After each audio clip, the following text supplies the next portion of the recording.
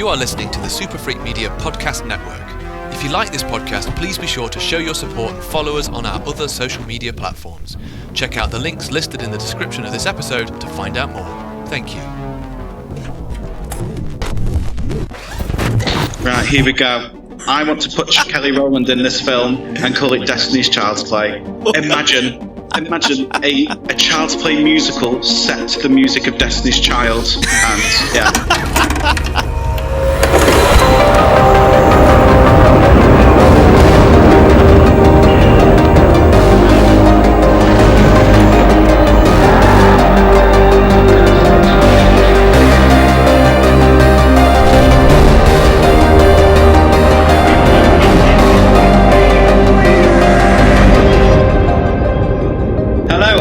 Welcome to episode 3 of the They're Queer podcast, a podcast where two homos called Liam discuss all things horror and gay and bright and shit like that. Anyway, hi.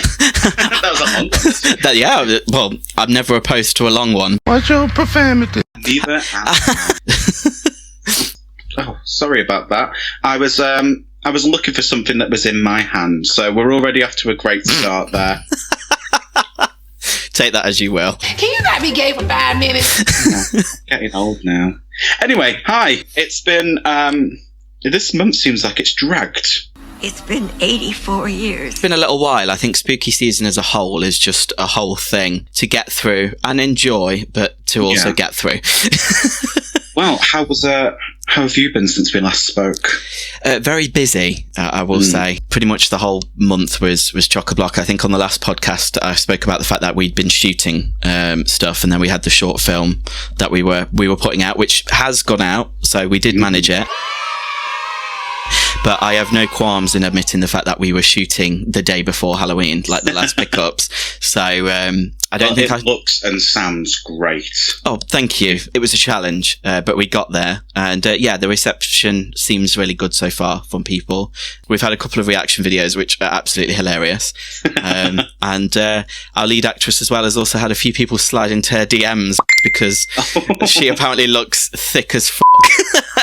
So, Damn, girl. I was like, yeah, just take that. You've made it to the big leagues now. I mean, I was literally editing until probably about 4 on Halloween, and then we posted the film at 5:30. So in that time when it was being uploaded, we started getting trick-or-treaters, and I hadn't decorated outside yet, so then I needed to decorate outside. My other half helped me rapidly carve some pumpkins. But we made it. I've never been in a place where there's been so many trick-or-treaters. Trick-or-treat! We ran out of candy. Oh my days. An hour and a half in. So I had to go to the shop then and then get some more sweets for the kids. And then lo and behold, none of them turned up. So then I just have a bowl of sweets now, which is great. So yeah, I'd have just been handing out here's a square of toilet paper.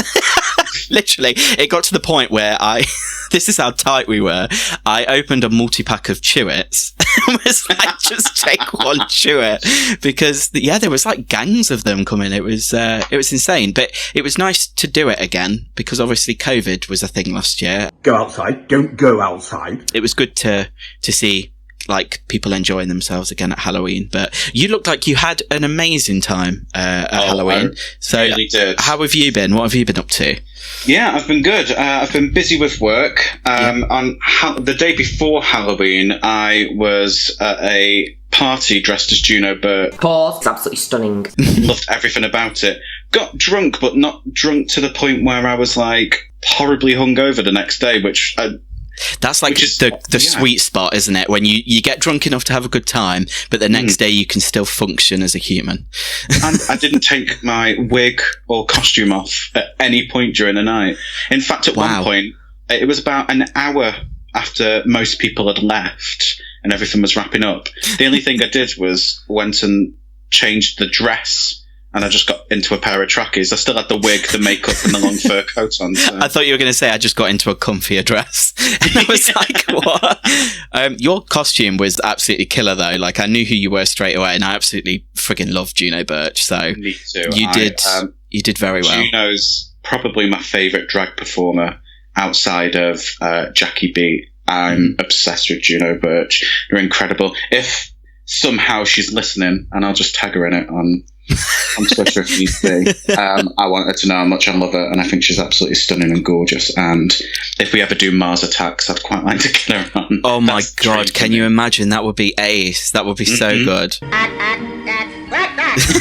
But also, since we've last seen each other, I've watched quite a lot of horror films, and the big one was Halloween Kills. Hey, Michael! Which I know we were both really looking forward to. So I thought maybe before we get into the Child's Play franchise, we talk about Halloween Kills and our thoughts on it. Yeah, brief interlude into the world of the Strode family and their generational struggle with Michael Myers. Their generational trauma. It's a movie about trauma. It's a movie about trauma. The movie is about trauma. Honestly, I love Jamie Lee Curtis, but you know, when she was doing the press for the Halloween 2018, it reminded me of Lady Gaga. Yeah, 99 people. I knew you were going to say that. Yeah, absolutely. I was just like, surely someone's behind the camera just going, Psst, Jamie, it's trauma, not trauma. No, to be honest, she can say whatever she wants, have a response. This is true, absolutely. Especially, jumping straight into it, I think this was one of my favourite Jamie Lee Curtis performances. She didn't have as much screen time in this one as the others, but it's full spoilers ahead for Halloween Kills. If you haven't seen it, that's on you. You've been warned. But yeah, the scene between her and, is it Frank in the hospital? Oh my God, I don't know what that really tug on my heartstrings. And there was just a subtlety to that scene that I was like, ooh, I was eating it up.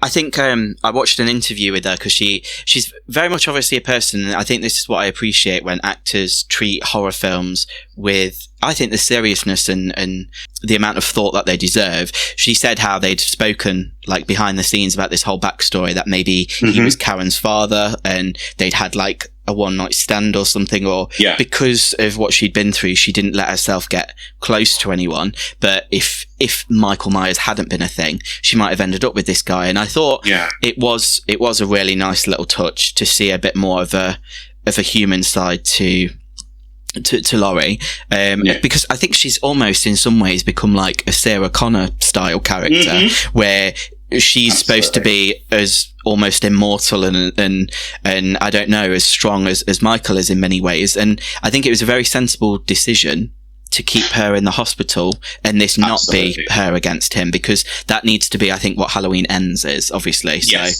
I will be honest, I think I wanted to see a bit more of her, and I wouldn't have minded if there was like at least a bit of them going up against each other.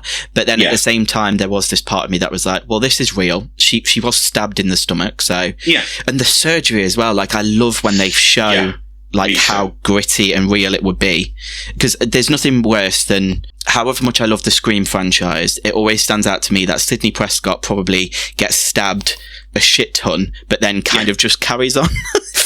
And you're like, I don't think that would be the case, but I don't know. I think it was... the most we got to see in that was in Scream 4 when she's in that hospital bed. But other than that, it's like... do you know what I mean? It's like she's I don't know, it just kind of deflects off of her somehow or something. But yeah, I don't know. If I was going to...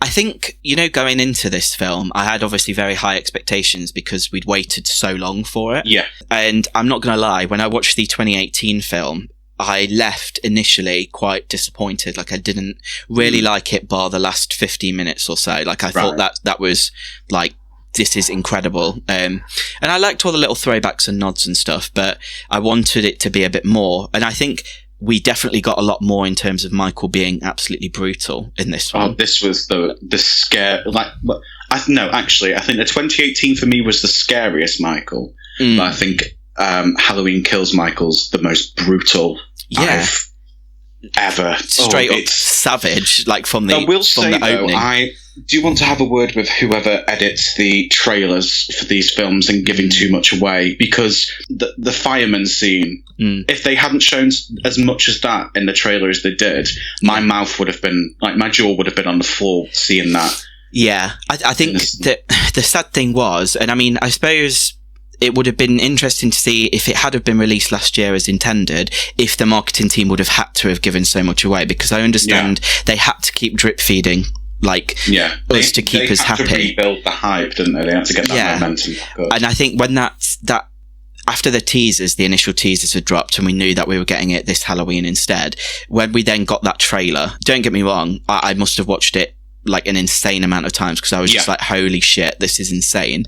But it gave away like a good percentage of the kills. And the problem was that, you know, when you were kind of going into it, I think there was probably only about 2 or 3 characters, maybe more, that like I wasn't too sure what their fate would be by the end of the film. And like, you don't want that, especially when the kill count is so high. Like you literally saw that pretty much everyone was going to get it. So it was a bit of a shame. What do you think though, interestingly, about that petition that went around about, oh my days. Well, there was 2, wasn't there? There was the firefighters. Obviously they were like, you can't kill firefighters. And then Michael's homophobic. And then Michael being homophobic.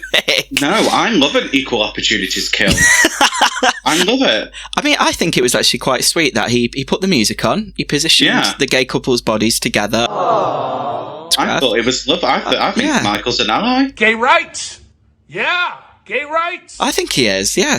I mean, absolutely. Why not? Michael can march next to me at Pride. Absolutely. Slicing and dicing the house down, Boots Mama. I think the stuff at the hospital I didn't really love. Evil dies tonight. Like, I get what they were going for. Evil dies tonight. But it was a bit... Evil dies tonight. I think the crowd scenes and all that was where it really struggled. Yeah, I agree. I will say, though, Judy Greer in that film was on another level. Because we didn't really see much of her character well, we did, but as much as I would have liked in the 2018 film. But in this one, I feel like this was Judy's movie. And her fate's been left open. I don't know what's going to happen. I think I loved the 2018 film because of her scene, like the bit where she pretended that she was like in peril and then shot Michael and that whole thing. Like, I've just literally just got goosebumps thinking about that every time I watch it. It's incredible. Like, it was such a smart move, and it made sense because up until that point, I felt like she was very one-dimensional and just kind of opposing everything Laurie was saying for no reason. Because I'm thinking, well, if you know it's real, you know that there's maybe something to worry about. But so I was excited to see where she'd go in this film, and I do think it was more her film, and I think they're talking about passing the torch more now, obviously onto like the younger generations of it, which is fine. But I was not a fan of that ending at all. What got me about the ending is when I liked when Michael became human for a little bit and everybody was attacking him, and I thought, oh shit, this is dark. Wow, how's he gonna? But then when it turned into Jason X, where he became like Uber Michael, it's ridiculous, absolutely ridiculous. I think the thing that made him stand apart from the other villains that we have out there, like Jason, Freddy, even some of the older iterations of Michael, was the fact that you believed he was just this old guy, completely driven by psychopathic like thoughts and tendencies, and just wanted to kill. And you believed it up until the point in which obviously pretty much the whole town was like slashing at him, and you're like, well, there's no way he'd survive. And I mean, David Gordon Green, the director, is still insisting that he's not supernatural, and I don't really get how, because I'm sure, like, I rewatched that ending in particular, when Karen walks into that bedroom and looks out, obviously, of the window. Like, he's fully not there at all. And then he just appears. And I get that he's like silent and slinks about and all of that, but I don't know. I think that was a step too far. And I think her death, spoiling that, was very just added in. Like, and I think it did come late in the process, didn't it? Yeah. I don't think she's dead. I'd like to think that she isn't. I don't want her to be dead. Because I mean, a difference there. Hawkins looked pretty dead from the 2018 film. Like, he had his throat slashed and then was ran over, but then he seems fine. So, I don't know. What did you think of seen a little bit more Loomis. Oh my lord! When I tell you that I spaffed everywhere when that happened, like.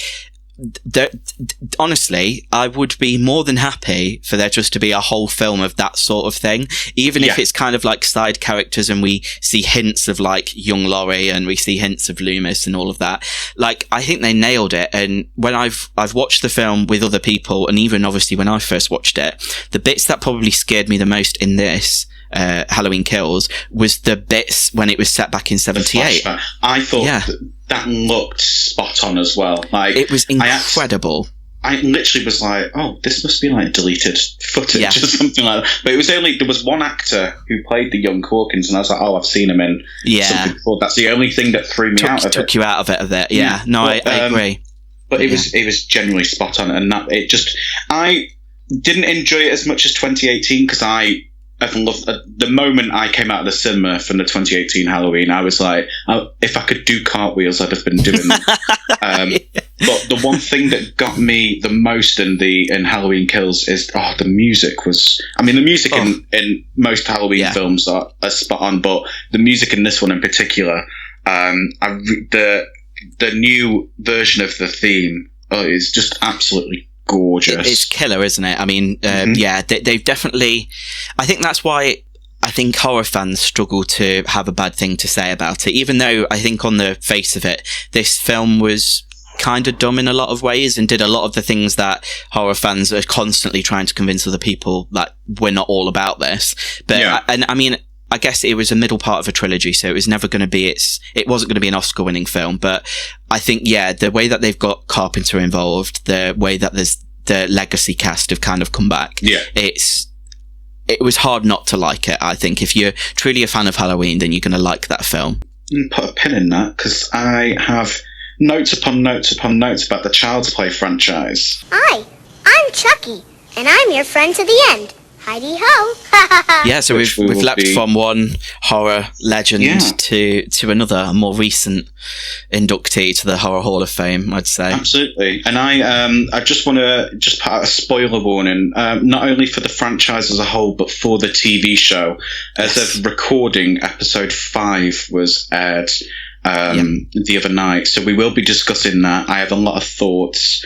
I'm just going to say, first and foremost, if you are not a fan of the Chucky TV series that's currently airing, I'd like you to pause, go take a long hot bath, rethink your life choices, because I think it's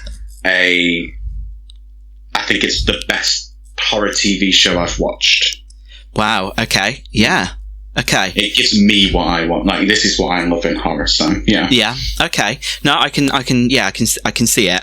I mean, I suppose, shall we start with kind of the start of the franchise and then kind of how it's woven its way into pop culture and where it is now? Because obviously the TV show is a recent development of the story, but then revisits a lot of the kind of older stuff, doesn't it? What I wanted to know, which one's your favourite? Like, if you had to choose a favourite of the franchise. I would probably say it's a toss-up between two of the films, and I like them for different reasons, because I feel like what's weird about this franchise is that I think there's a very distinct tonal shift from it being a horror slasher franchise into it being like a comedy franchise. Yeah. I think my two favourites are probably Child's Play 2, because I just think it was Child's Play 1 but with a budget, and I liked when they kind of the whole factory and all of that stuff. But I really, really dug the more recent entry, which was Curse of Chucky, because I felt like it took the series back to its like horror roots, and I think it was genuinely the scariest one out of all of them. Yeah. And obviously, again, we got like a bit more of an insight into the backstory, so it was a nice addition. But that's not to say that I don't appreciate the other films for other aspects. But what about you? What are your favourites aside from the TV show, I'd maybe say? So mine's Bride of Chucky. Yeah. I feel like it's my favourite because I feel like when they introduced Tiffany, it was also, it is the film where the tone shifts, but it was where when Tiffany got introduced at first, because I was a weird kid who really liked Child's Play, but I never saw it as a horror film as a kid. I'll get more into that in a bit. But when Tiffany was introduced, I was like really hesitant. I was like, oh, there can't be a female Chucky. I don't want that. But I fell in love with Tiff. Yeah. And in one film, she cemented herself as a horror icon, I think. Martha Stewart! Martha Stewart can kiss my shiny plastic butt! But then my other one would be Curse. Yeah. Curse again shifted the tone, but kept elements, and I think it's absolutely chilling. And, I think the franchise as a whole is like the perfect representation of how horror has maybe shifted, and obviously how horror as a genre responds to society and like society's perceptions of things, issues, that sort of thing. So obviously when we opened up, so we started with Child's Play back in 1988, which was directed by Tom Holland, who we've obviously spoken about before with Fright Night. Fright Night. And also starred Chris Sarandon. Excuse me, Daddy? So again, from Fright Night. So I think they were very much trying to start a franchise in that film, and I think you can see that. And I don't think that's a bad thing. I mean, doing some research obviously on this, so I think it's important to also point out that the whole kind of thing, the concept, has been spearheaded and created by Don Mancini, who is an out and proud gay creator, writer, director, filmmaker. And I think when I was looking into this, it said that initially it was inspired by the hysteria of the Cabbage Patch Kids doll craze back in the 80s. And like news reports were reporting on parents basically assaulting each other to get these dolls for their kids. I think it's funny when you see films take like those elements. I know that Toby Hooper spoke about Texas Chainsaw came from him just being in a hardware store and then seeing this chainsaw up on the wall and was like, what if someone just got that and murdered a ton of people? So I do like it when you kind of see these icons of horror be birthed out of something quite mundane, I guess, or like just in the news. But yeah, I mean, Don Mancini's father worked in advertising his whole life, and I think that fed into his creation of this the good guy doll thing. Yeah, the good guy design for everything. It seems so organic as well. It seems so real. Yeah.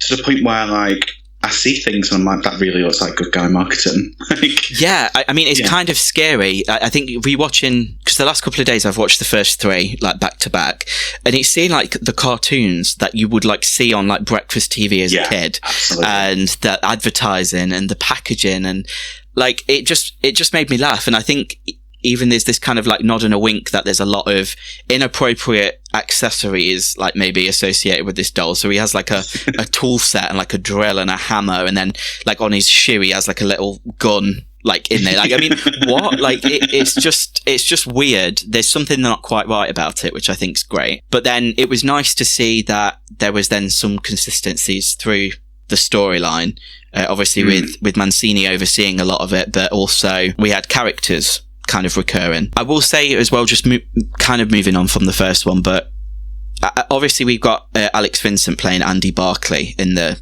first kind of couple of films, who then does return later on. But it kind of reminded me of Danielle Harris as Jamie in the Halloween films. And I think that was something like people were used to seeing slasher films, so they knew like it was going to be a bunch of teenagers smoking weed, having sex, getting hacked up. So I think it then came to a point where around the late 80s, early 90s, we were then getting kids in peril. For the first three, I think they tried to stay quite serious in tone. Yeah. To me, it seems very of the time. You know what I mean? Like Mancini has come out since creating them, saying he's no ill will towards them, but if he had his way with them, like he has done with the TV series and with Seed, but there would be differences, and you can even though the Child's Play films are quite outrageous films, there is still some sort of like conservatorship to the first three anyway. I say that, but that whole scene where Chucky in the third one replaces all the ammunition with live ammunition. Hi, soldier. It's insane. I love that. Whoever came up with that idea, I thought that was absolutely Just going back to last episode's admission of you hating children. I think one of the main reasons why the first 3 films were so successful and received so well is, one, the design of Chucky. Because that could literally, as we said, that could be in anyone's house. I've seen dolls that look like that. But it's Brad Dourif's voice. Yeah, big component. God, what a, like, that is that's such when we talk about these horror icons, with Chucky, I never think of what Chucky looks like. I always think of Chucky's snark and his laugh, voice, and absolutely incredible. And that, I was going to say, is the laugh for me. Yeah. That laugh is, it's scary, but it's also like it fills me with absolute like adrenaline. I'm just like, I'm so pumped up. I think I always forget how little like he's physically in it. Although obviously he's such a main component of it, he's literally only really in the opening scene of the first one. If we're looking at the first 3, at least, like he's only really in that first opening scene before he does the voodoo. Give me the power, I beg of you. Place his soul in the doll. And I mean, on the face of it, the whole thing's very wacky, isn't it? Like it's absolutely absurd, like what we're supposed to believe is happening. But there's still, I don't know, it toys with the idea of that quite well, because the whole film's essentially, particularly the first 3, are all about a character who knows this doll is alive, trying to convince the people around them that this doll is doing this stuff. But then that's where we have that tonal shift when we come onto the comedy, because as an audience, we know he's alive. We've seen it 3 times now. So then that's where it becomes about like the escapades of this doll and his family. I think that's what I love when we get to not to bypass any of the first 3, because as I said, when I was younger, as I said, I got access to a lot of films that I shouldn't have really got access to. But again, Child's Play was one that I got access to because the cover of it was Chucky, and I was like, I want to watch that because it's got a doll in it. Watched it. I never thought of it as a horror film as a kid. Even though it's quite horrifying. I always saw it as like, have you ever seen stuff like Short Circuit and Batteries Not Included and toys? Well, I think that was it, wasn't it? The marketing was very much like, I don't know, like they almost used like toy marketing tactics to pull people in to watch this film about a killer toy. And I mean, I don't know, obviously, maybe looking at this from a serious standpoint as well, I think you open up a discussion about something quite obviously serious at the time as well. I think it was Child's Play 3, in particular, I think the cover art, or it might have been Child's Play 2. I think that was a thing, particularly in this country, that was talked about quite a lot in the 90s because of the Jamie Bulger case that happened. And obviously, to give some context to that, unfortunately, trigger warning here, talking about what we're talking about, that you had essentially 2 young boys taking an even younger boy, a toddler, and murdering him. And one of the things that they kind of were pulled up on was the fact that these were very young kids exposed to horror films, probably at a very early age. And it was brought into question, that age-old debate of whether or not horror films and that sort of media has an influence, particularly on young minds. And I don't know if I would say that maybe is what prompted, because I mean, we had a break, didn't we, really? I mean, these first few films, we had 1988, I think the second one was 1990, and then the third one was 91. So they were made in fairly quick succession, and of varying quality, I'll say. I will say, I think the first one is great at doing what it needs to do. The second one, I think, was incredible, like in terms of practical effects. Story-wise, I thought was kind of all right, and had a great finale. And then the third one, I really don't like that much, but I do like the ending in the theme park and then the ghost train. I think it's pretty great. It was, it's a bit messy, the third one, but it saved itself in the final act, definitely.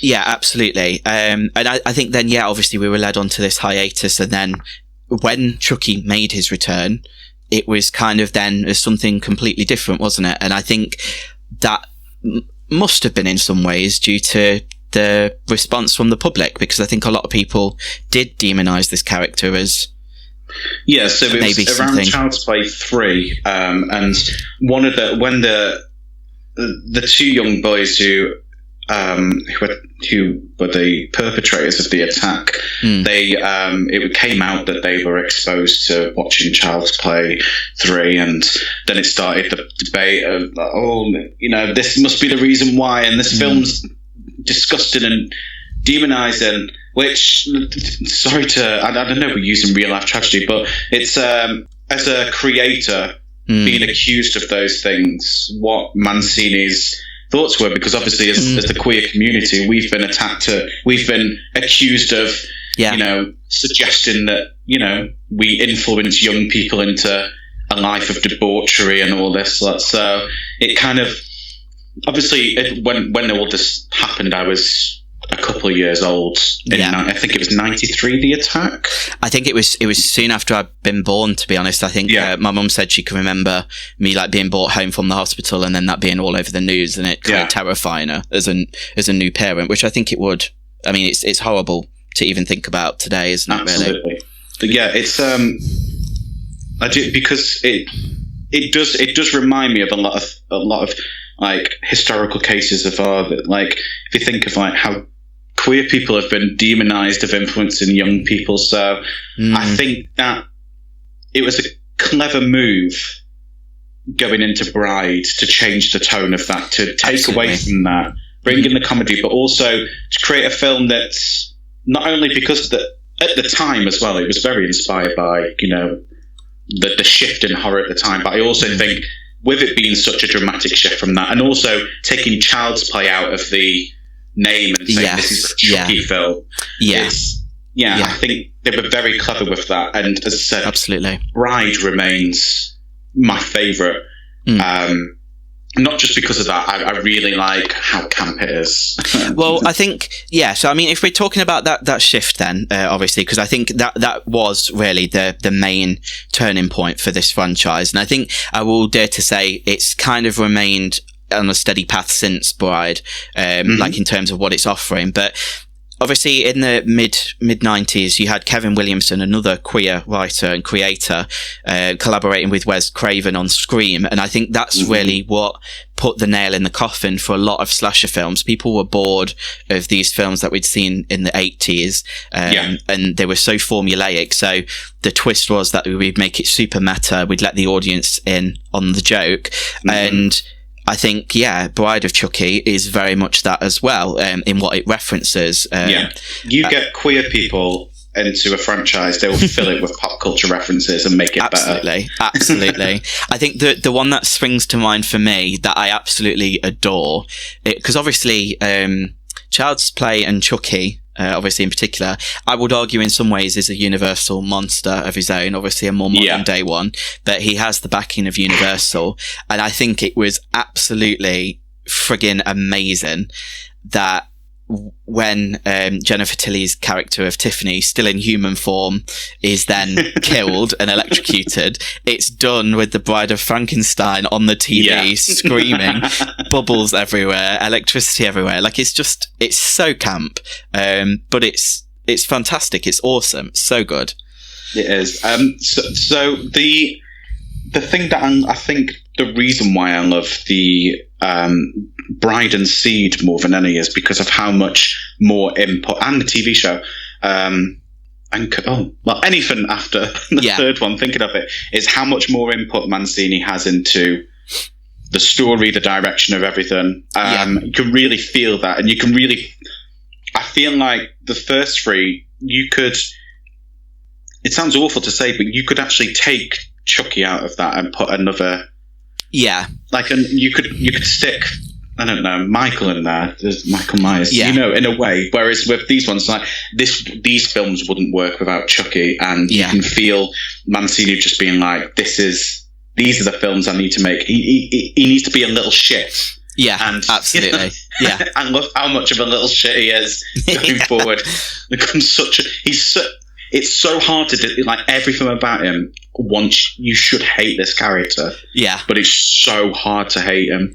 I think that's what's I mean, there's a few unique things about the franchise. I mean, I can't think of many where obviously we've had one single actor continually playing the character, other than maybe Robert Englund and Freddy. And then also obviously having this Don Mancini, the creator, overseeing pretty much it from its inception, even to like now. And I think that's what makes the franchise stand apart from a lot of other stuff out there, because he being a horror fan and being so in touch with the fans and knowing what we'd like, because he knows what he'd like to see with the character, takes it in a place that's completely different. And I think, you go into the films, particularly the ones with Chucky in the title, as opposed to Child's Play, knowing that you're going to care about him. You want to see how he offs various people, and you don't actually really care too much about the other characters. They're subpar to this plot of Chucky that we're following, which is I think great.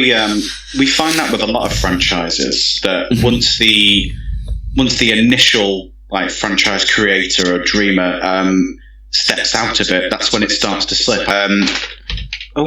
So if you can hear rustling, my cat's decided to make an appearance, so we'll deal with that. It's ghosts again. I want to do a quick shout out to Alexis Arquette, who has sadly passed away, who's in Bride of Chucky, who plays the unfortunate victim in Tiffany's Caravan of Love. But yeah, Alexis Arquette is a queer icon, and R.I.P. to her, because she was fantastic. But I have a lot of notes about Seed. I bet you do. Going back to that coffee story, aren't we? Yeah. But Seed, it's not that it's not my favourite. I have a different love for Seed than I do for any of the others, because it's... Are you okay? Hang on, let me just... Scylla, go on. There we go. I love that your cat's called Scylla. Yeah, Scylla Black. Pop culture reference, see? But that's... bringing that to Seed, actually, that's why I love it. Seed of Chucky, to me, is a John Waters film. Obviously, absolutely. And obviously John Waters makes a cameo appearance in it, but it's very much inspired by the John Waters films. I really feel like Divine and Chucky are kindred spirits. Yes. Could you imagine? Because I feel like that would happen if Divine was still with us. Yes, Divine would have 100%. popped up in this franchise. 100%. I mean, I will be honest. It's only since being with my other half that I really then started to check out John Waters' work. Like, I was aware of it, however cliche it is, through kind of Drag Race and other pop culture references. Like, I think I saw John Waters before on Seed of Chucky, before I kind of knew who he was, which is, I don't know. I mean, I think Seed was the first Chucky film that I was probably old enough to know about Chucky. I think the other ones kind of were a bit too early for me. But yeah, 100%. It's that sort of weird niche of horror, isn't it? That he kind of... It was the niche most of bizarre meta the franchise had gone to as well, because obviously we have Jennifer Tilly playing Jennifer Tilly, who's killed off and embodied by a character played by Jennifer Tilly. And also reference to other Jennifer Tilly's a fantastic lesbian thriller film, Bound.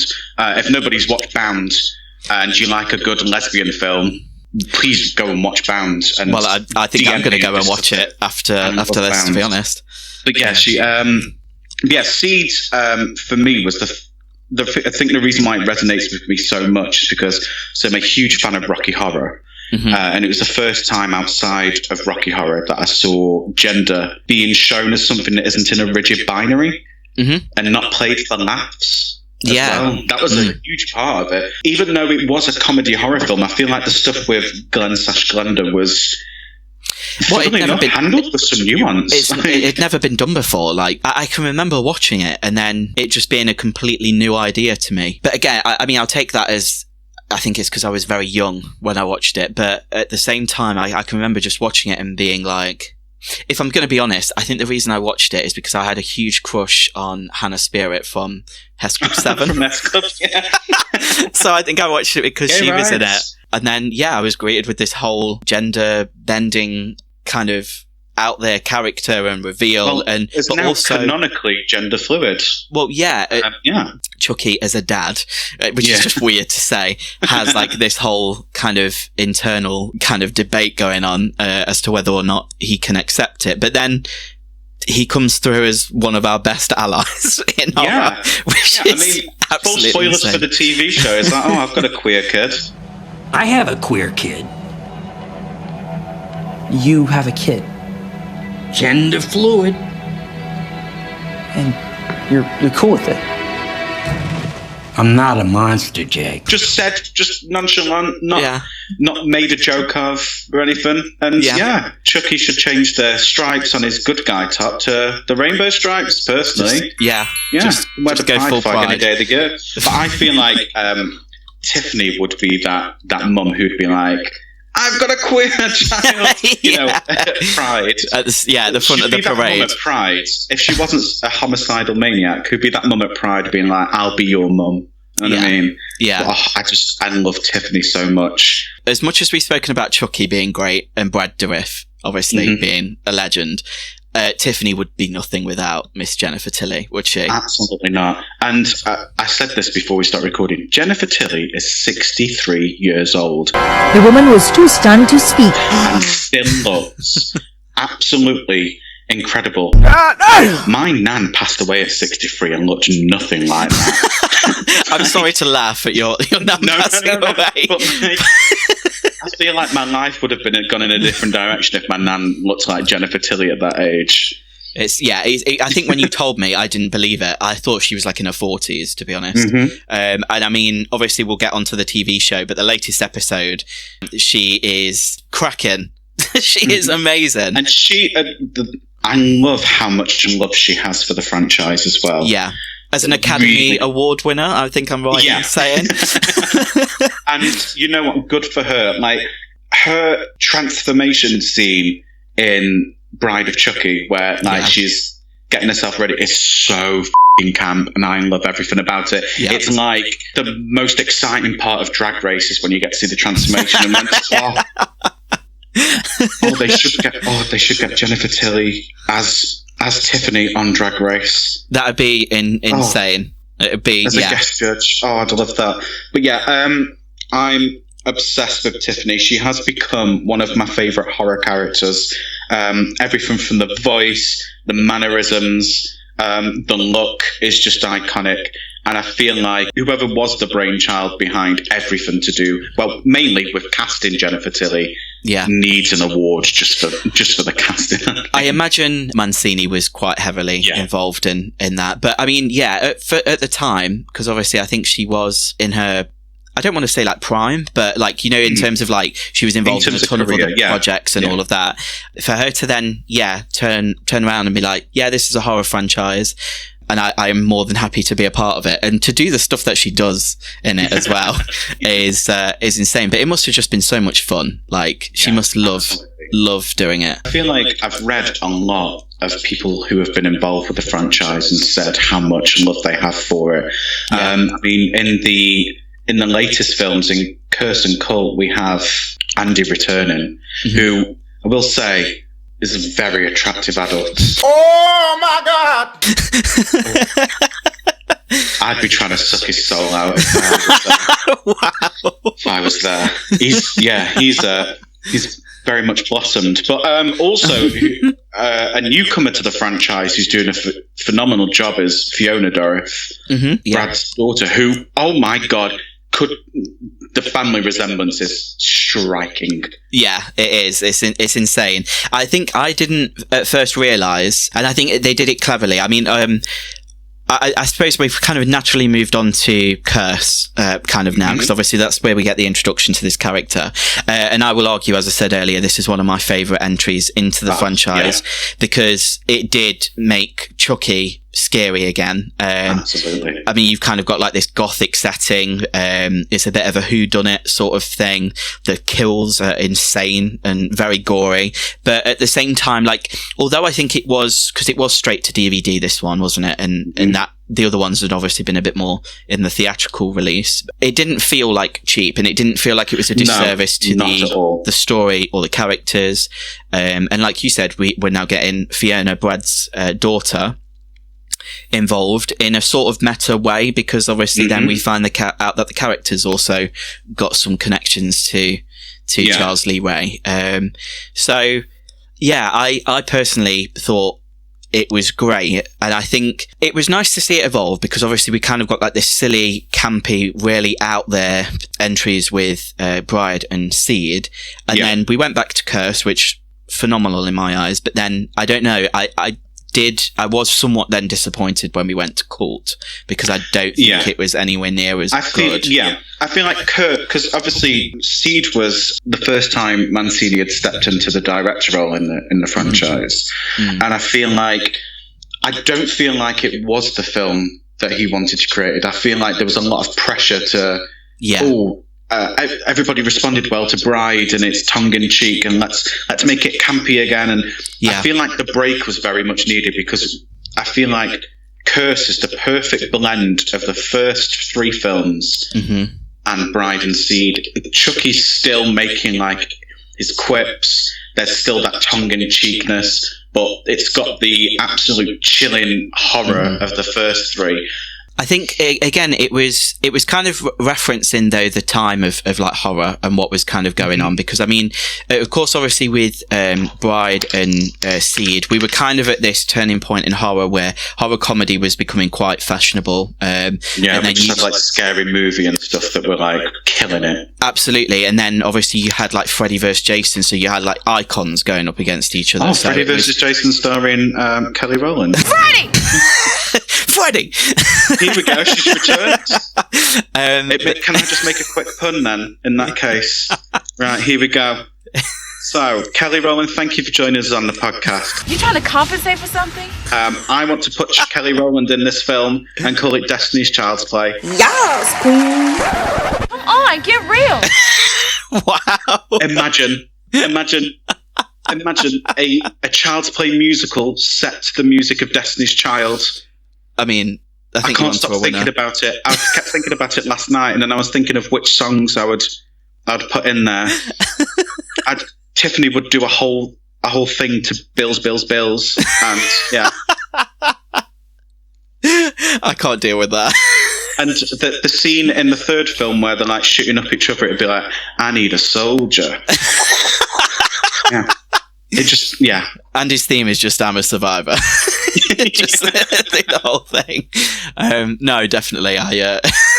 That's tickled me probably more. Copyrighted. That's tickled me more than I care to admit, if I'm being perfectly honest.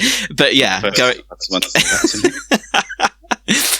back to my point, I suppose you had like these big titans of horror that were maybe reaching the end of their shelf life as kind of horror icons as they were. So they were mashing them up with like pop culture and all of that jazz. But then when Curse came out, we were in a period of horror where like The Conjuring and Insidious and all of that, where it was a lot more serious, supernatural, ghosty, and I think that you can very much see the influences of that in Curse, because it goes back to it being genuinely scary and suspenseful as opposed to it being for laughs. It was so isolated as well, which I thought the setting really helped. Obviously, we've got this really old creepy house, which was all the horror films were doing an old creepy house at the time. Yeah, when I first saw that, I thought it's going to be the ghost of Chucky, and I'm not going to enjoy it because I've seen 1001 haunted house films at this point. Yeah, but then it was perfect. I think, particularly in the promotion, I can remember it being built up as it maybe being something more like a possessed doll. Because obviously, again, with The Conjuring, we were aware of like Annabelle being a thing now. And I know a lot of people would like to pit Annabelle and Chucky up against each other. But I mean, 100%. I think as well, it's important to point out we had a disabled protagonist as well, which, again, yay for representation, which is always good to see. I think horror, again, a genre where we get to see people who don't fit this cookie cutter norm of what people should be like. Like we have deaf protagonists in The Quiet Place, blind protagonists in like Julia's Eyes, for example, or deaf characters in Hush. So I think what always got me about Chucky as a character was, even growing up, I was thinking, he's a doll. You just kick him in the face and then lock the door. And I thought it was clever that there was a character who was going to be incredibly vulnerable because they couldn't walk. And I think that was a killer idea. I think that whoever came up with that, again, obviously I'm guessing Mr. Mancini came up with that. It was spot on. Like it was just the injection it needed to then be like, okay, this character's seriously going to struggle to win. And I guess, spoiler alert, they don't technically win at the end of the film, which was kind of refreshing, I suppose. Which leads us into what I feel was a great concept and interesting execution when it comes to cults. I spent a lot of time in Cult Confused. In a cult or just in? Oh, yeah. I was in a cult, everyone. This is a cry for help. No, a lot of Cult of Chucky, I spent confused, and whether that was intentional for the audience to be confused or not, I feel like they were very clever in, we've got this copy and paste story now of Chucky wants to take somebody's soul and possess them, but to then think, actually, he's come round to the idea of wanting to be a doll, and can now split his soul and possess multiple dolls. That was that was scary. That was the good bit, I think, about it. Obviously, again, we had the return of some legacy characters coming back, which was great. But then, I think the good thing about the franchise is that each kind of film offers something new. There's an advance to the mythology, and like we said, we were used to. I mean, that's what I think made the first 3 films a bit stale, particularly by the third, was that you were just having this copy and paste narrative of just oh, he wants to get into Andy's body. Oh, actually, we'll swap it out for another kid on the third one, but it's the same story. Yeah, I think it was good that then it was like, oh yeah, he's going to split himself up, because then that offered so many possibilities and made it so much more terrifying. Well, not to be too queer about it, but I feel like we can kind of resonate with Chucky a little bit, where it's come some sort of acceptance in the body that you're now in, and it's I mean, granted, I'd love to be able to split my soul into multiple parts and live out different lives, but I'd get so much work done. But no, I feel like I know it seems to be, you know, when a teacher's just being like, oh, you read this poem and they said that a door's red, it must have a reason before. It might not have this reason behind it, but I really do like to read it as, you know, Chucky's come to some sort of acceptance as being the person that he is now, albeit a doll. But yeah, as queer people, we can see that. That's a story that resonates so strongly with us. Absolutely. I think, you make an absolutely killer point there, because I think, at the centre of it, and I guess this is obviously what comes more to the forefront in the TV series, you've got to obviously remember Mancini comes at it from a queer perspective. So there's always going to be these layers of self-identification and acceptance and how people view certain things. And I think the films are a perfect kind of episodic venture into that sort of discussion, which is nice, and I think makes it seem a hell of a lot more intelligent than it probably is perceived. One thing I love about Cult, though, is again Fiona Dorif, but at the end of the film, full spoilers obviously, when Chucky has possessed her body and she's in the outfit that we see Charles Lee Ray in the first film, and looks just like a dad. It's scary, and her mannerisms are spot on. And then when her and Tiff reunite at the end, it's just like shit. Like absolutely. The ending of that film had my jaw on the floor, especially the bit where somehow it might be a little bit of a problematic portrayal that somehow her paralysis disappears when Chucky possesses the body, and then we've just seen in the latest episode 5, that it resumes they've resumed when she's back in control. It's I don't know whether or not being paraplegic, I don't think is a personality trait. So yeah, it is interesting. But I don't know. Well, this is also, we can suspend our disbelief in a film where a doll can be possessed by some voodoo curse. So there's some leaps in logic, isn't there, throughout this franchise? I think just before we get onto the TV show, then you've kind of hinted at it a couple of times, but there's two interesting bits of trivia, I'd say, but about obviously casting and stuff. And I don't know whether you know about these, but the first one is in Child's Play 2. Now. Me and you had a great discussion after I'd gone to Mayhem about a certain film, and obviously shout out to the No Ghouls Allowed podcast. There's a whole kind of discussion on that as well on that episode. But so you've got Jenny Agutter playing Joanne Simpson, who's one of the adoptees, if that's the right word, and then you've got Garrett Graham playing Phil. Now I didn't realise this, but rewatching Child's Play 2 last night, he is none other than Beef from Phantom of the Paradise, which is incredible film. Insane. I was looking at him and I was thinking, okay, I'm going to say that obviously, that Phantom of the Paradise was 20 years ago, so I can kind of see that your face has changed a bit, but watching it, I was like, that's Beef. That is 100% Beef.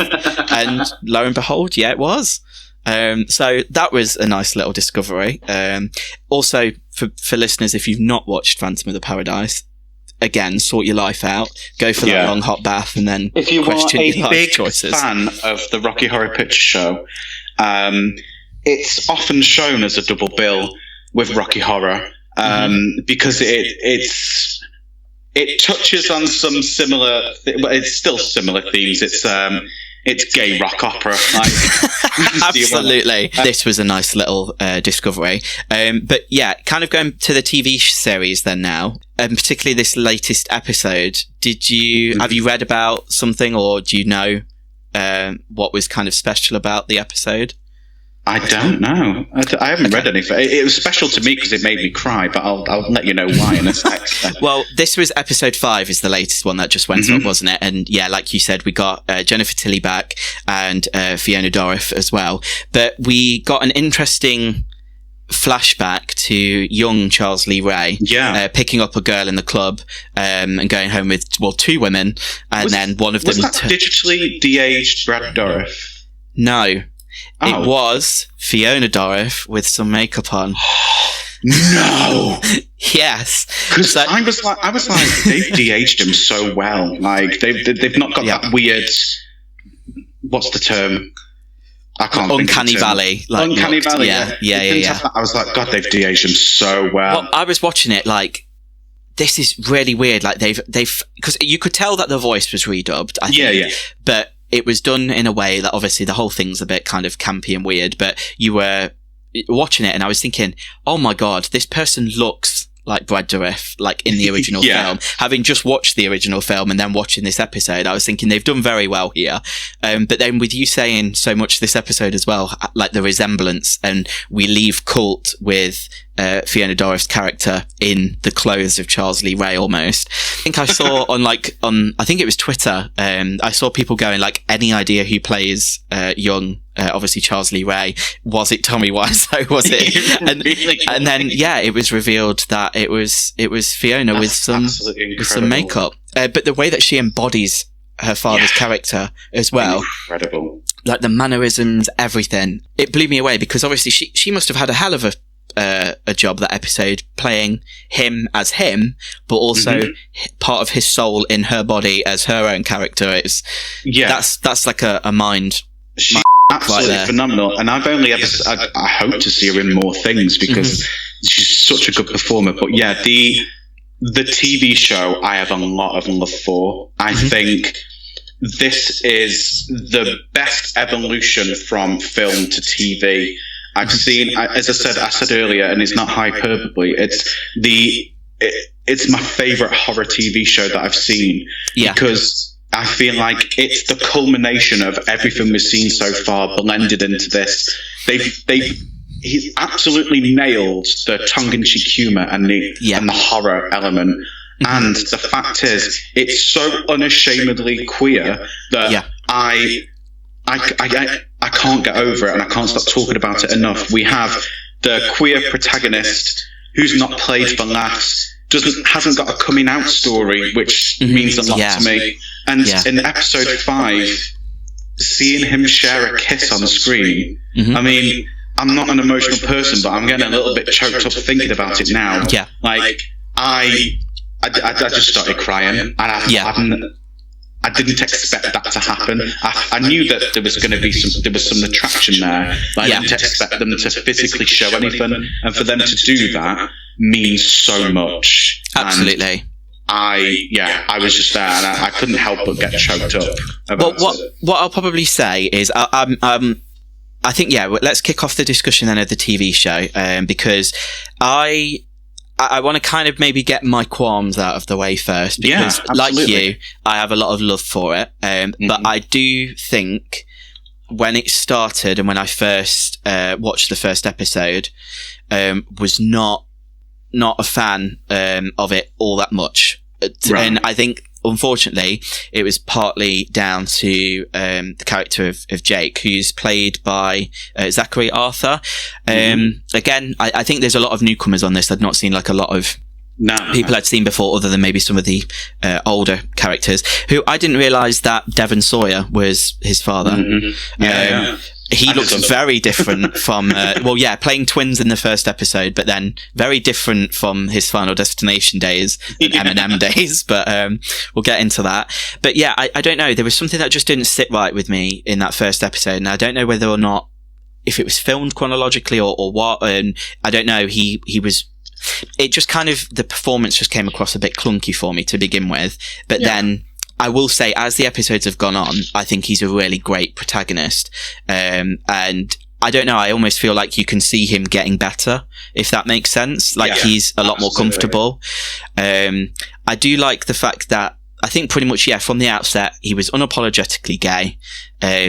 He was still confronted by, obviously the animosity of like his peers, his father in particular, calling him a gay slur and beating him up like in that first episode. And there was obviously this kind of chemistry between Jake and then this character of Devon, who's like a true crime podcaster who I 100% would have been friends with if we'd have gone to school together.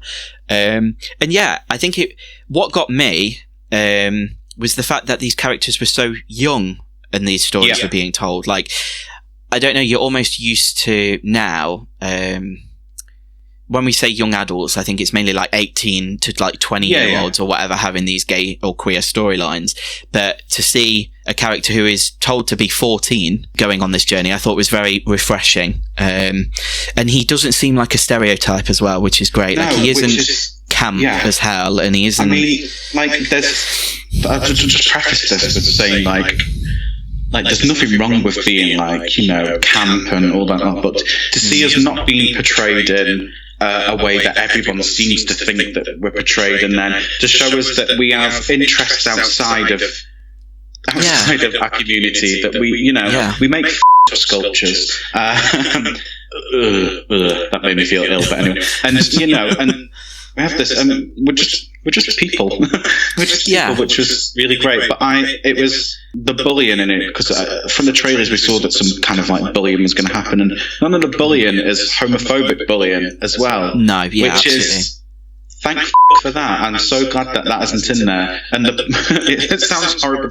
I'm happy to see bullying isn't a thing, but I'm happy to see that it's for reasons that are outside of who he is. It's extenuating circumstances, and I think the reason why this show resonates so well with a queer audience is the visibility of Mancini's input. Has gone on record to say, you know, this is the story I've always wanted to tell, and putting on a lot of personal stuff in there. I think they were very clever to not have too much callback to the previous entries into the franchise. Episode 5 was probably the heaviest one, because we saw some physical flashbacks. And recapping basically Curse and Cult, which was clever. It recapped it in a way that made me understand Cult a lot more as well. Thank God. But they've been very clever at having these hints and throwbacks, and then episode 5 seems to be the turning point in the whole show for me. So I'm glad we're recording at a time where we're just talking about the turning point in the show. Yeah. Everything's ramped up. I don't think we've got too long left to go now. I think there's only a couple more episodes, isn't there? Of this and I'm really hoping it is very successful as well. So I'm hoping for series 2 already. Yeah. I would love to see Glenda come back somehow. Yeah, I think I will say, I mean, in all fairness, obviously, yeah, we're on the 5th episode, and I do think that it has been a bit of a slow burn so far. And I think this last episode is where it really like ramped up and, like you said, got a bit more blatant with its links to the original franchise. I'm a big fan of shows where you kind of promise to kill an episode, or you know someone's going to die every episode, and particularly obviously with Chucky, he's always ever inventive with the ways that he kills people. I particularly loved one in episode 5, the one that just happened with the head teacher literally losing his head and having their thumbs up, the decapitated corpse with their thumbs up. I like stood up and howled. I was pissing myself laughing. I do love his creativity. I know it's like a silly thing to say, but I also am a huge fan of like the title sequence every episode being slightly different. So you kind of, I don't know, it drops hints as to like where the setting will be or what we're going to expect in terms of that theme tune as well. It's so good. I think the music as well has always been like a clever little absolutely thing throughout the whole like franchise, because I think kids' toys, that kind of weird music box tinkery kind of sound is always creepy. While we're on the subject of music, I only want to touch very briefly on the remake with Mark Hamill voicing Chucky, which was a phenomenal choice if you were going to reboot a franchise, and I think Mark Hamill's one of the most incredible voice actors out there. And I really like that film, but not as a Child's Play film. If that was branded as something else, I would have more love for that film, because that touched on a lot of themes that I enjoy. You know, this whole technology going rogue, etc. It was missing the heart of Chucky. But the thing I loved the most about that was the music. In the Child's Play remake, the music was gorgeous. I think was it Bear McCreary did the soundtrack, and I think he posted an amazing video on YouTube of him like building it up like with samples of kids' toys, and so definitely check that out if you want to like see something cool. I will say that I think it was weird, wasn't it? And I think that's why we've got the TV show, because the Child's Play name, which obviously they've deviated away from, which I guess is clever for Mancini to have done, because he kind of seems to own the rights to Chucky, but Child's Play was owned, was it MGM owned it? And they owned, like, I think with Orion, they were able to then make Child's Play, which I guess, you would recognize it to be like a killer doll film. I felt bad for the director, because I'd been following him since his like short films. Like he did a really great short film called Polaroid, which was then developed into a feature. And then his next gig was Child's Play. And I mean, any filmmaker given an opportunity to kind of enter a franchise like that. I know you asked me about Hocus Pocus. Snap that up, like you'd go and do it, and I think they did well to tap into that alternative approach with AI and tech. But I only think it found its feet and really got going in like the last act, like where stuff went apeshit at the department store, and you had like drones and various dolls.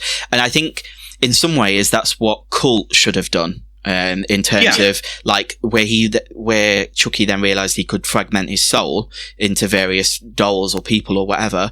Like that would have been great to see an army of these good guy dolls like doing something. So I don't know. There were pros and cons. I didn't absolutely hate the reimagining, but great performances. I would watch Aubrey Plaza watch paint dry. I'd watch her watch paint dry. I feel like. So much. There were some great performances. I think the kills were inventive. It looked great as well, which it really did look great. I mean, there was the bears, which I didn't think looked like me. But anyway, But I feel like yeah, I'd watch a sequel to that. I think. Yeah. But I feel like to me that it didn't have the heart of Child's Play. Like, I feel like the Child's Play franchise is Chucky, is Brad Dourif as Chucky as well. I think Mark Hamill did a great job. Mark Hamill at all. I especially I can remember finding it very chilling when because the doll has the feature of playing recordings back, doesn't he? Yeah, and he plays the recording back of him killing the cat. Yeah, I can remember just absolutely like cringing at that because I thought, Jesus Christ, that's dark. So I mean, in some ways, yeah, it got back to like the darker side of the doll, but I think they couldn't have the same origin story. They couldn't call it Chucky. No. They couldn't. It was all very weird, wasn't it? He was because he was Buddy, wasn't he? In that, he was Buddy, yeah, and he was very much the opposite of Chucky. He was childlike and innocent. You couldn't really. But in a meta way, obviously, with what we discussed, I think he then developed some of his killer tendencies because he was watching. Was it Texas Chainsaw Massacre 2 or something with the kids? Yeah. So you know, like how we spoke about the Jamie Bulger case and how that very much happened in real life with the Child's Play franchise. I don't know. There was kind of something about seeing that included in the narrative in some way kind of interesting. But yeah, this TV show, Chucky, is very much, I think, what the fans wanted. It's obviously what Mancini wanted to do. And I don't know, we're on a journey with these characters that we care about. I will say Lexi is a character that I actually really, really like. I know that she's obviously awful. But I started off hating her and I was like, I can't wait for her to f***ing get it. And then it's in this last 2 episodes with seeing her relationship with her sister and... Yeah. You know, and her sister needs to get it. Oh my Lord, she's horrible. God. Annoying little child. I think most of them should get it. But yeah, it's been nice that the character arcs everyone's going on as well are incredible. One character who I'm a little bit obsessed with is the auntie. Yes. Oh gosh, the reveal this last episode as to what her secret was. I mean, that's what's been clever about this, and I suppose something you can only do with episodic like TV is you set up these characters, you have a clear expectation as to what's going to be going on with them. So obviously Lexi from the outset we hated.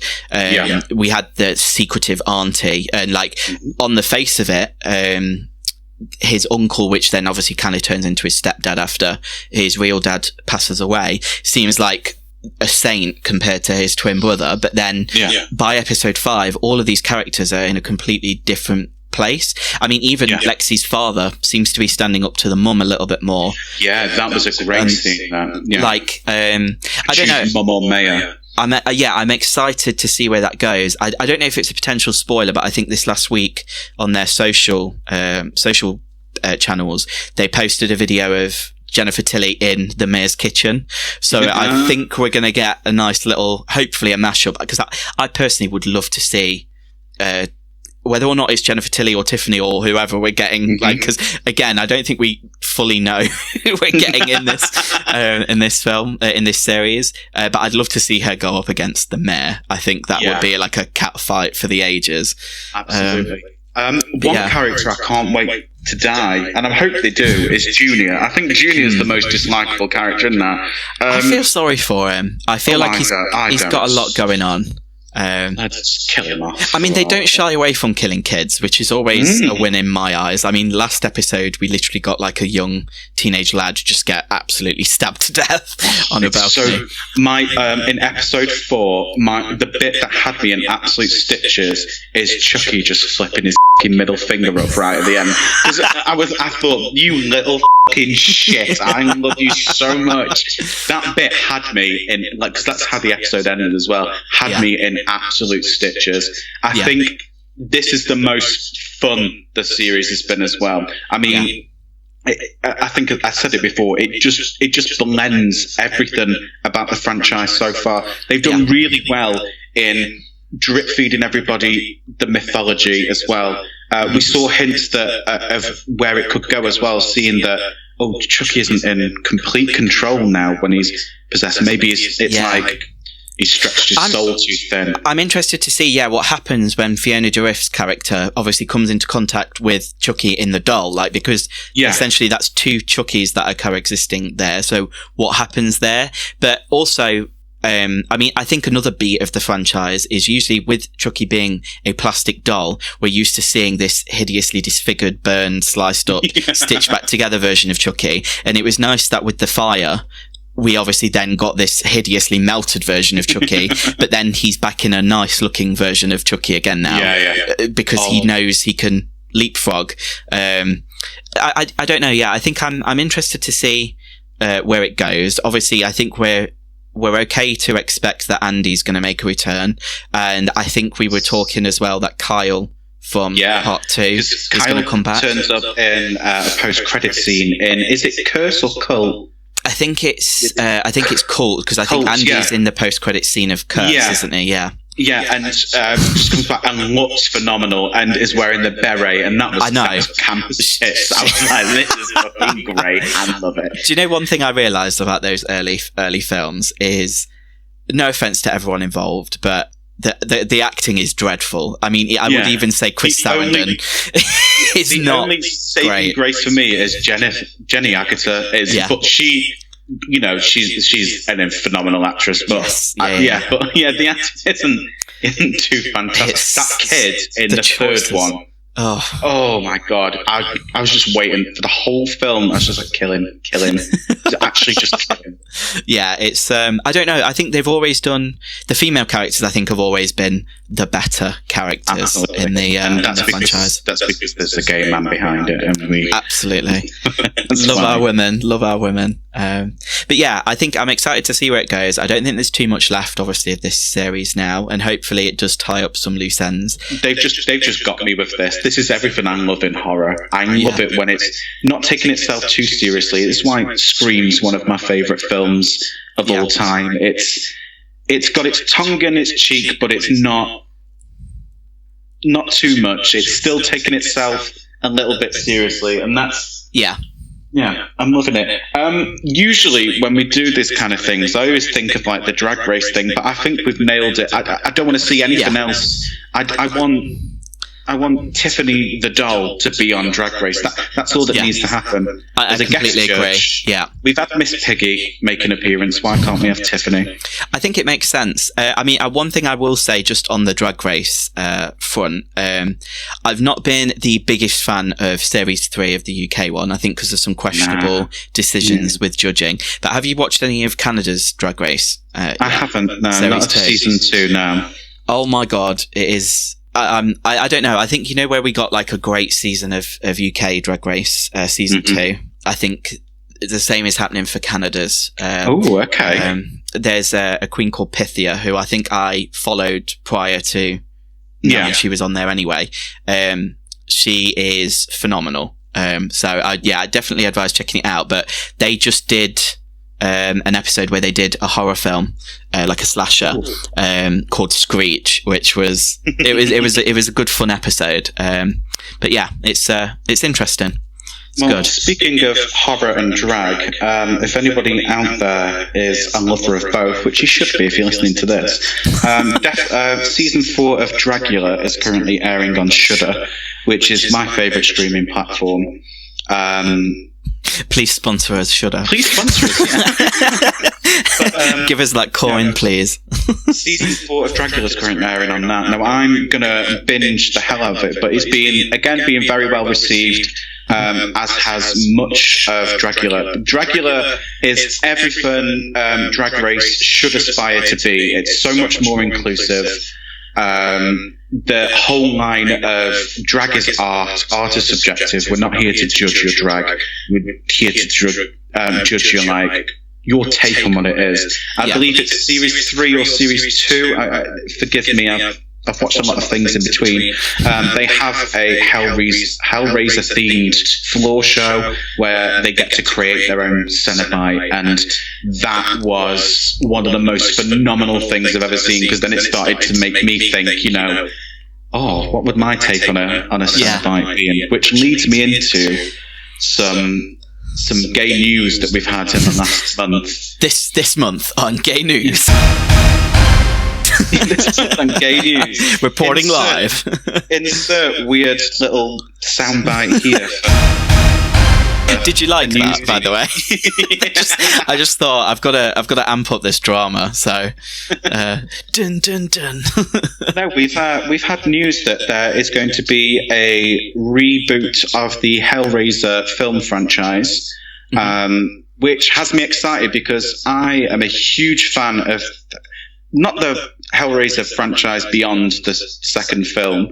The first two, but I'm a huge fan of the comics that Clive Barker had a lot of input in, where, spoiler alert for the comics, Kirsty Cotton becomes the new Pinhead and becomes the new Hell Priestess. And the story, it goes off on a bit of a tangent, but it captures the absolute chills of the first two films. But yeah, they are rebooting it with Jamie Clayton in the role as Pinhead, which there's been a lot of discourse online about that. I've seen a lot more positivity than I have negativity, and the negativity seems to be coming from people who have only watched the first films, well, the franchise as a whole, on face value, and haven't really explored anything else. Like, I mean, the evolution of Pinhead. I mean, I'm not going to lie.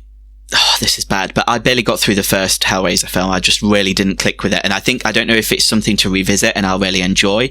But I've seen like the evolution of Pinhead, and I've seen that obviously Doug Bradley wasn't cast in like some of the later films. Yeah. And I don't think that.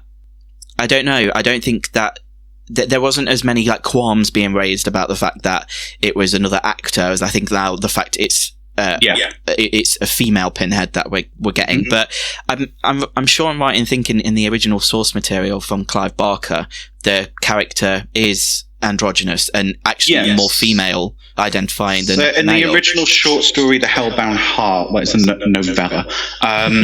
The Cenobites are described as sexless beings. That have a blend of male and female aesthetic. So, and they've cast Jamie Clayton in the role, who, is a trans woman, which, if you read it, if you read it in a certain way, is kind of how Clive Barker has said that he wanted to describe the Cenobites as being, but didn't have the language to be able to describe that. And Clive Barker's had a lot of input in this reboot, and has said, this is the film I would have liked to have made originally, if I had the experience and the knowledge that I have now. And I think I'm excited for it. Again, as I said, Hellraiser is one of those franchises that you have to be some sort of diehard fan to have continued on with it. I think it's hopefully it's going to be the shot in the arm that I think it needs to kind of get back to hopefully being what it maybe once was for a lot of people. Well, speaking of chains, someone steady, someone obviously who's been a huge influence on the gay community, queer community in general, seems to have broken free of those chains in the last few hours. Britney is free, everyone. She's made it to the other side of what must have been absolutely hellish. Yeah, when the news got announced last night, I'm not even ashamed to admit that I did cry. I'm so happy for Britney Spears to now be free from a conservatorship. I feel like a lot of people need to be held accountable and brought to justice for what's happened. It's terrifying to think that, because I've had a lot of issues with my mental health and mental state before, to think if I was to ever become famous, and if I was to have some sort of mental episode that's public, 13 years of my life could be taken away from me and put in control of someone else. I feel like it's opened up a lot of conversations of how we police people, especially women. Well, I mean, obviously, her experience must have been unique anyway, as kind of literally growing up in front of the spotlight, and don't get me wrong, obviously, it comes with its positives. There's going to be a lot of things that she's never had to worry about being as rich and famous as she is, but at the same time, her experience will be so unique in the fact that, I don't know, just to not have that privacy and not have that ability to just shut your yourself away for a day and just, I don't know, to take stock and do what you need to do. There's been a lot, obviously, of documentaries, programs, articles released about the whole thing. And I think there have been a lot of missteps in handling the situation, the family in particular, to quote Wendy Williams. Death to all of them. But I think it's, I don't know, it's been a long time coming, and I think again it speaks volumes as to, predominantly I think it's okay to say that a lot of the queer community have been behind her, organising these rallies in America, going to the courthouses. The movement online has been spurred on by a lot of members of the LGBTQIA plus community, and I don't know, she seems thankful in that, like, post that she's posted out of, I mean, it's insane. I've never seen anything like it. Like when you see the pictures of these celebrations that are happening now, because ultimately she has the freedoms a lot of us have taken for granted. A little bit more of gay news. I don't know if you've seen, but there's talks of a reboot of the Exorcist franchise. Obviously, we had the TV show not long ago, which was quite well received, but now they want to reboot I think David Gordon Green again, isn't it, and is in talks to be involved. I think the only thing that peeves me a little bit about it is that there seems to be no involvement with Linda Blair. No, which I'm not too sure of. No, Linda Blair deserves the world, in my opinion. Is often overlooked when we talk about horror as being a phenomenal actress. Her performance in, The Exorcist as Reagan is, if you at think that age about as well. At that age, to be able to perform in such a way was absolutely incredible. So I would like to believe they would have some input. Hopefully, I'd like to speak it into existence. I'm not too sure how I feel about it being rebooted, because the problem is, and I think they're obviously talking about it being a continuation of the story, because I think the actress who played her mother in it is coming back, and obviously playing the same character, which, great. And obviously they are going with the Halloween 2018 approach, but I don't know. I again, it's not something that I've not really watched too much of the franchise. I know that the second one isn't widely seen as like a great one, but the third one is, which I believe actually stars Brad Dourif as well, which is a little callback. But I've not really dabbled with the series too much, because to me the first film is perfection. It gives me everything I need, and I can see why so many people hold it up as like the horror film of horror films. I think that the TV show was quite good. It had a very sinister feel to it. I feel like it did go a little bit too off the rails. I think casting Gina Davis, spoiler alert, as an adult Reagan, that reveal was. See, I'm only a couple of episodes in, so. No, but I kind of sensed that's where they were maybe going with it, to be fair. Her performance, obviously she's Gina Davis, but she's great, her performance is incredible. But there's bits I like about the TV show, the bits are on. But it'll come out. I'll go and watch it, and I'll have thoughts on it, and you can tune into this podcast and hear my thoughts on it when it does happen. Same with everything. But I feel like it's a trend now. It is a trend that we're going to be rehashing we're going to get all these franchises, bring them into new light. I mean, it's not a new trend. It has happened. Well, the difference seems to be, whereas in the 2000s, I think we had just remake after remake after remake. Now it's reboots, it's reimagining. I mean, even the Texas Chainsaw Massacre is getting a continuation with the character of Sally coming back, although played by someone different, because unfortunately the original actress is dead. The thing is with Texas Chainsaw Massacre is that it's a continuation of which part? There's so many. I think that franchise is the most problematic. I mean, we've spoken about Child's Play, and I mean, we have I'd argue you could literally split this franchise into sections and it'd be its own little franchises. There's so many different stories and threads being pulled through. But somehow it manages to stay coherent. And I think that's because of Mancini. Whereas with the Texas Chainsaw films, wow. It's all I can say. They don't, I wouldn't be able to follow which one follows which one. All I know is that the second one is sheer perfection to me. So, I just love Chapter so much. It's, I think it's a mixed bag, isn't it? I mean, I personally probably hold up the Texas Chainsaw Massacre remake as one of the best remakes out there. Oh, yeah. That and Friday the 13th. I really enjoyed that as a remake. Both by the same guy, weren't they? So I think you can tell, like, that to me was, you get the grittiness, you get the grime and the feel of it, which is what you need. So, I don't know. I'm going to say I don't think I'm the biggest fan of the news about The Exorcist, but on the subject of films getting sequels, reboots, or whatever, Sisters.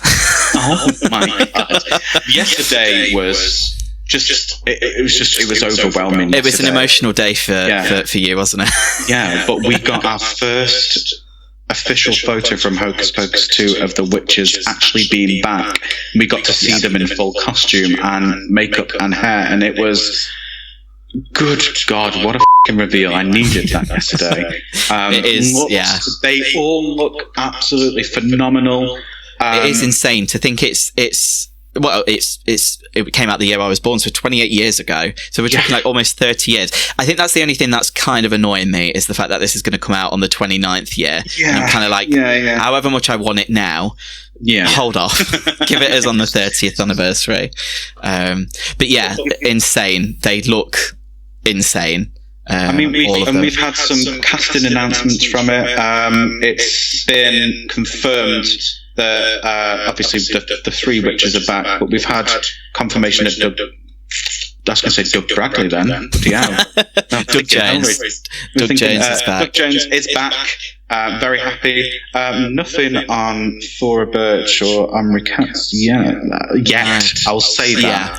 I think that's going to be, I don't think we will ever get any news. I think they might do something like a la Ghostbusters, and I don't know, these legacy characters either come back as different people cameoing, or they will be back as their old self, probably in like the last reel. I don't know, I'm excited. I feel like the three of them wouldn't have come back. Not to say that they wouldn't, but I feel like if the script wasn't right, Bette Midler wouldn't have she won't take any old script. Yeah, I mean, she's freaking Bette Midler. I think out of the three of them as well, she is the one that just looks the absolute same as well. Like, I mean, she has not aged. And to say that she was probably the most mature out of the group in the first film, she now like looks like the youngest. It's kind of weird. I can't wait for it. I can't wait to just watch it several times, because it's going to be released directly to Disney Plus, isn't it? Yes, yeah. So I will want to see it on a big screen somehow. I'll make it happen. I know a friend with a barn and a projector, so. Watch party. I'm definitely inviting myself to that, so thank you. I think does that wrap up gay news for this month? Yeah. For now, yeah. We'll fill you guys in on any updates on our Twitter pages if anything else happens. But recommendations. So by the time this airs, we will be closer and closer to the 1st December, which is World AIDS Day. I'm currently reading a book that kind of blends queerness and horror in a harrowing and horrifying and haunting way. It's Red X by David Temchuk, and it's a horror novel that is set during the AIDS crisis in the 80s, but also spans decades afterwards. That the writer, it's semi-autobiographical. The writer said it was kind of like a coping mechanism to deal with losing so many friends and loved ones to this horrible thing, and making it a monster made it easier to cope with. So has put that into novel form. In between each chapter, there's like there's an autobiographical mini essay in between each chapter by the author. Breaks the fourth wall a little bit, where the author interacts with one of the characters from the book at one point as well. It's gorgeous, it's beautiful, it's brutal, it's horrifying, it's genuinely scary. It feels like a really intimate book as well, so when I've been reading it on the train or I've been reading it out and about, I feel like I don't want people coming near me because this is something I want to keep for myself. But if you'll be listening to this podcast because you love queerness and horror, and this book blends both of those. So that's Red X by David Temchuk.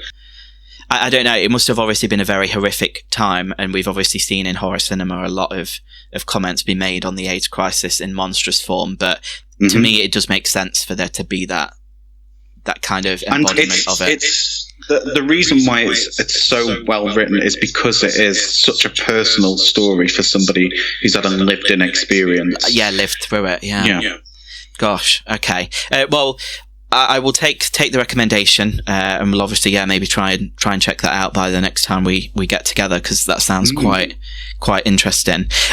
Just being as consistent as ever, you recommend a book, I'm going to recommend a TV show, because you just seem to read and I just seem to stay in front of the TV all month. Mine isn't necessarily straight up horror, but again has some horrific elements to it. It's a new TV series from Apple TV called Invasion, and that just dropped late October. I think the first episode was the 22nd of October or so, but I think they dropped the first few episodes kind of like all in one go, and I think we've had 6 up to now, and I think we've only got 7 or 8 like as a whole. I think I'd probably say going into it, you want to manage your expectations. With a title like Invasion, you're probably expecting like an invasion, and it to be like this grand scale, like Independence Day sort of thing. And it really isn't. I think for me personally, and I don't think this is spoiling anything, I personally am a bit tired of seeing like the landmarks getting blown up and big alien spaceships and all of that. And I mean, even to the point, I think Roland Emmerich, another gay out there director who I'm a big fan of his work, but he's just seems to hate architecture. Yeah, like he's just released, or he's releasing, next year, Moonfall, which I'm not going to lie, I'm going to go and see it because I just like seeing stuff get blown up. But at the same time, like there's only so many times that a tidal wave is scary and whatever. And this time it's the moon colliding with the earth. But for me, the better parts of those kind of stories are like the human stories, and where we see like how people react to like this big news. An Invasion, essentially, it's a globe spanning story. So we have characters in Japan, characters in the UK, in London, characters in America. It's like small town Americana, like, and in the Middle East, I believe in Afghanistan, there's like soldiers who are there for obviously the unrest, and it's done really well. It hits that nice spot of where something is starting to happen, something's kicking off, but we don't yet know if it's alien or not. Obviously, as the series goes on, it's kind of confirmed, but I've loved it so far. The reason I've mentioned it is there is a queer storyline at the centre of it as well, with 2 prominent characters, and again, it was done in a way that felt organic and true to the characters, and there are some aspects of how obviously cultures accept queer identifying characters and people, and how that might be a bit more of a struggle sometimes than obviously this very real threat that is then being unleashed upon them. So I'm really, really digging it so far. Like you said with the book, it's not finished yet, so it could go to shit in the last few episodes. But so far, I'm really, really enjoying it. So I definitely recommend checking that out. I'm excited because I believe that I've had some great responses to my real life Grindr horror stories call out, but I believe you've brought one to the table. So As always, when it comes to climaxes, I like to finish last. So I'll let you go first. I think it's the way of the world for some of us. You've got to dim the lights. I don't think I'm going to do as good a job as you do, but I'm going to try.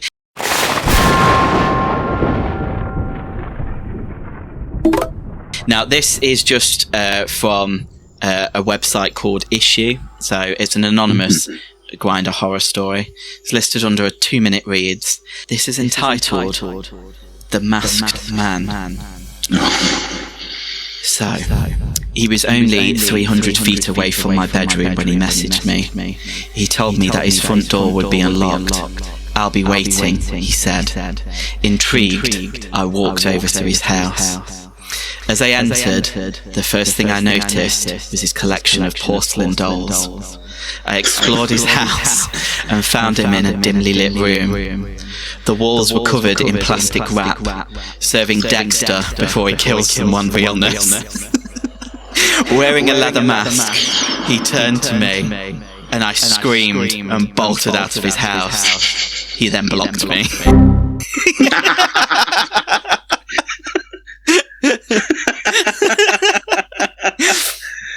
I like to think that described my house that spot on.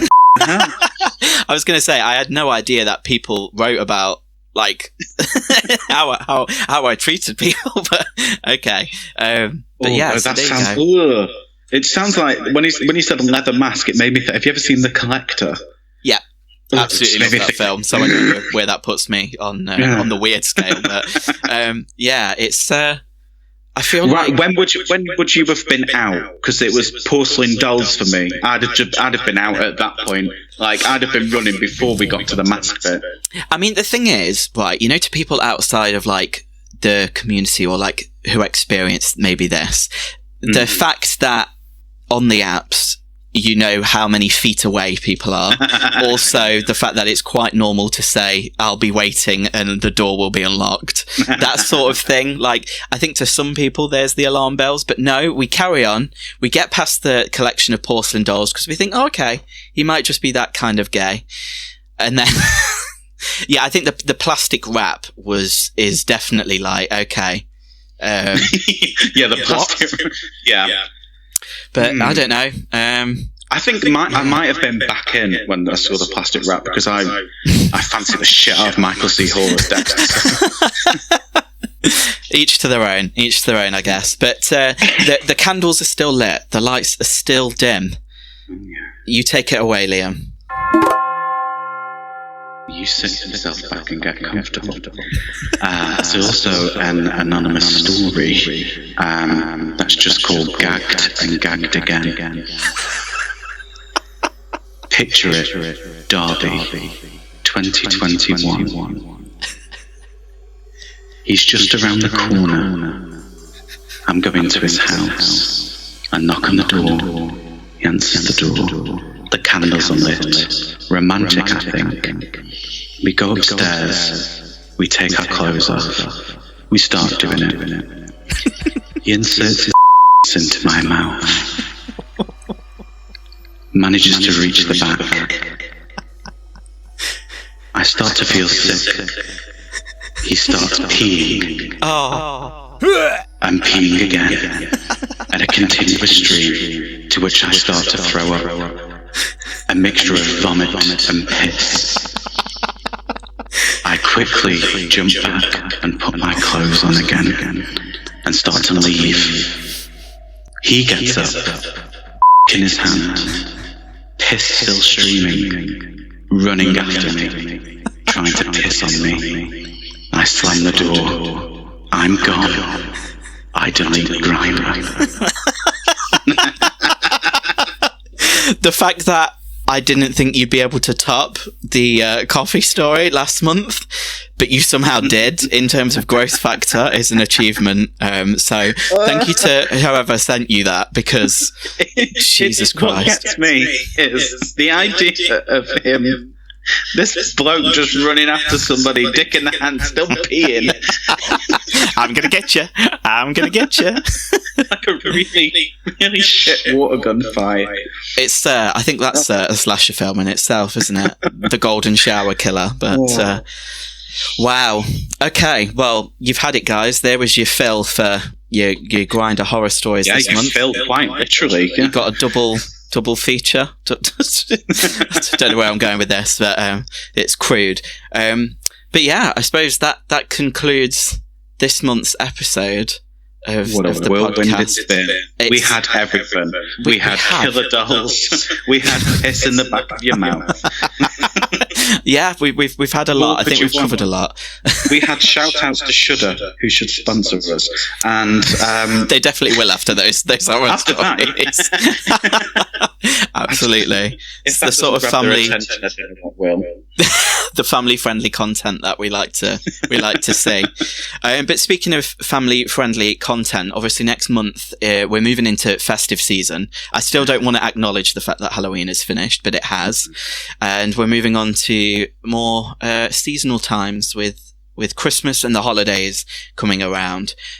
So next month's episode, we're going to be taking on the cult classic that is Silent Night, Deadly Night. I can't wait. I think we might have to mention some of the sequels. Garbage day! But I'm looking forward to it. I think it's going to be another campy episode as usual. But I just want to say thank you for another awesome episode this month. And thank you to everyone listening at home as well. The response has been really nice. We've got a lot of nice messages from people. So good. I'm really happy with the response we've had too. The people who slid into my DMs with the Grinder horror stories, thank you so much. Keep sending them in. That Liam, not this Liam. To me, because I'm getting so much joy every time I open my inbox and see something in there. Send me what you want in there. News are welcome. I don't care if that's your Grinder horror story. I'll make a story about it. I am the horror story. I'll give you a picture attached. A detailed photo description of whatever you send me in there, so don't worry. Sounds good. I'm looking forward to editing this and bleeping the absolute hell out of it, just because of all of the absolute disgusting things we've mentioned. But it's been another fun episode. We will be back then on the 21st of next month. As usual, you can find our individual socials in the description below this episode, and please follow Super Freak Media if you want to keep up with some of the other stuff that we'll be releasing over the next month. But other than that, is anything else you want to say? No, Big Liam, little Liam.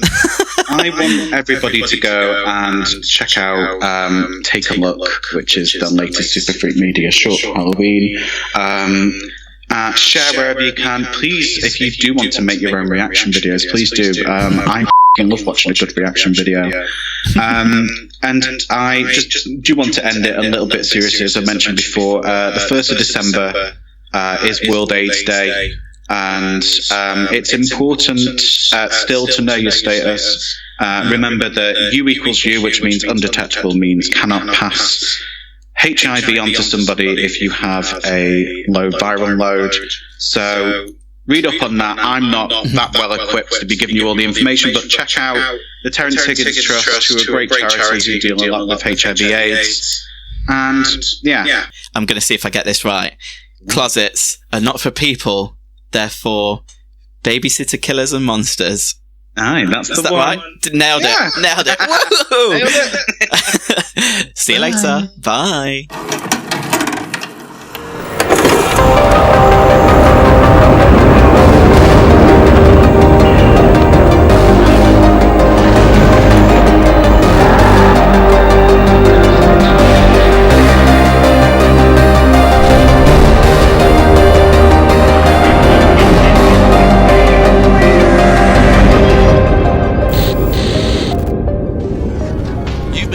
Podcast on the Super Freak Media Podcast Network. To show your support, be sure to subscribe on whatever platform you're listening on. And you can find us on social media in the links in the description of this episode. Thank you for listening.